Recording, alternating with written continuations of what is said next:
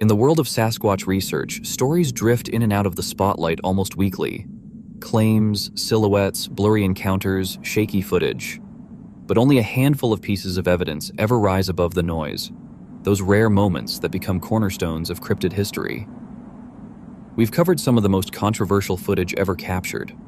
Todd Standing's encounters with the Sasquatches he calls Jake and Jane, two videos that sparked massive debate in the Bigfoot community. But long before Standing, long before HD cameras and drones, there was a 59-second piece of film. A clip so iconic that even people who don't believe in Bigfoot can picture it instantly. Today, we return to where it all began. This is the story of the Patterson-Gimlin Film, the walk that changed the world. To understand the Patterson-Gimlin Film, you have to understand the place it was born. Bluff Creek, California, remote, wild, untamed, an environment that looks like it wants to hide something. In the 1950s and 60s, this was ground zero for Bigfoot sightings. Loggers, hunters, and road crews consistently reported enormous tracks in the mud, tracks that didn't match any known animal. Some prints stretched up to 16 inches long. This led to a wave of fascination. Among the fascinated was a man named Roger Patterson, a cowboy, amateur filmmaker, and firm believer that Bigfoot was real. He wasn't a scientist, he wasn't wealthy. He was just a man with conviction, a borrowed 16mm camera, and a dream that most people laughed at. Roger Patterson wasn't alone. By his side was Bob Gimlin, a skilled outdoorsman and horseman. Skeptical, quiet, and grounded, Bob wasn't there to prove Bigfoot existed. He was there to help a friend and keep things safe. But the dynamic between the two men is important. Where Patterson had fiery belief, Gimlin had cautious discipline. Decades later, Bob would say, "I didn't believe in Bigfoot, but I believed Roger believed." And that mixture, belief and skepticism, would set the stage for what happened on October 20th, 1967.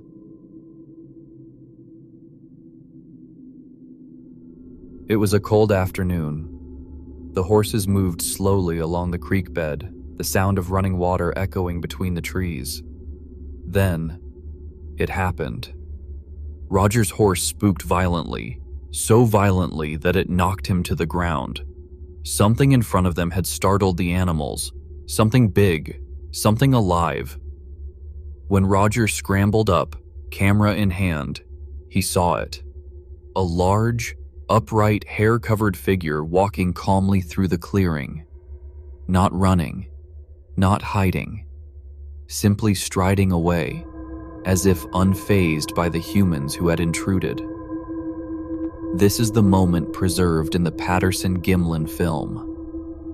The creature, later nicknamed Patty, turned its head toward the camera, swinging its massive arms with a gait that still sparks analysis today.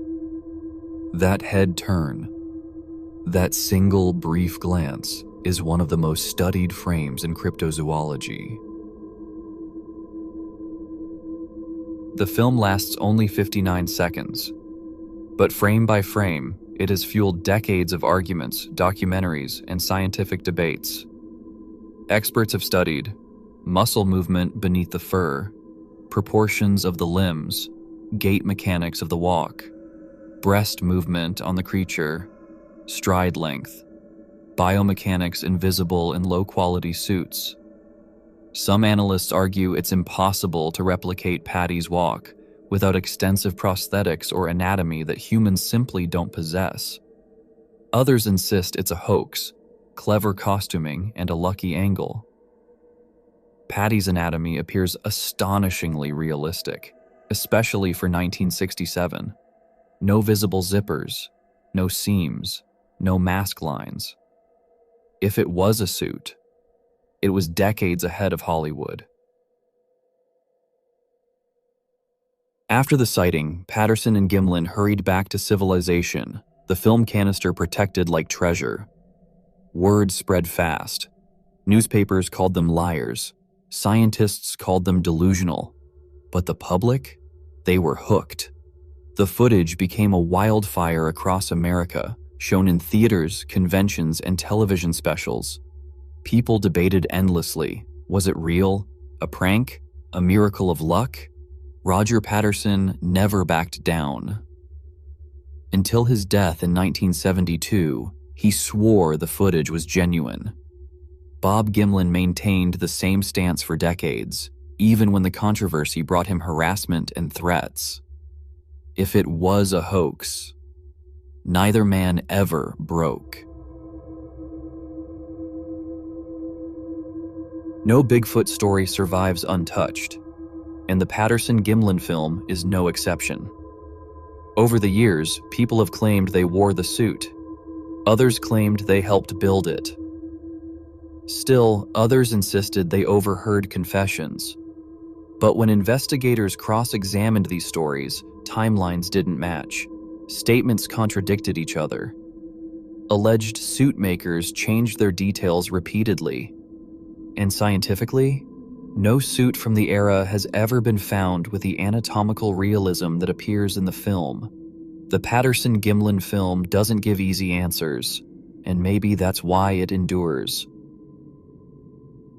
In the decades since, the footage has undergone countless modern tests: stabilization, motion analysis, AI enhancement, multi-angle gait comparison, muscle movement simulation, anthropological evaluation.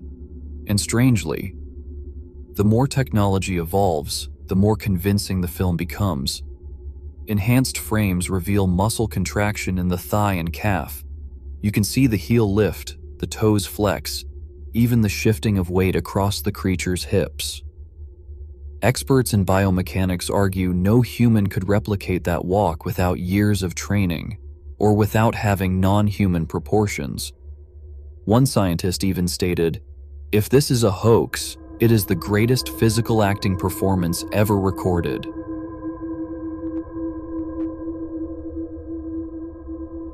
Over half a century has passed, yet the Patterson-Gimlin film refuses to fade.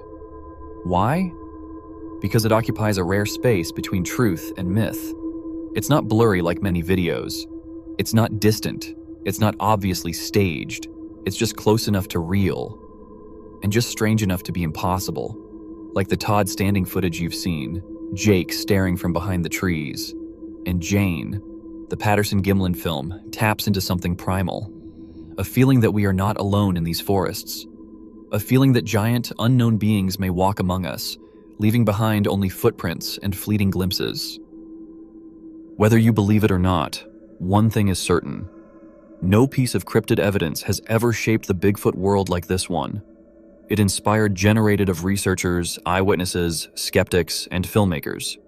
It created the modern image of Bigfoot, and it continues to challenge science in ways few expected.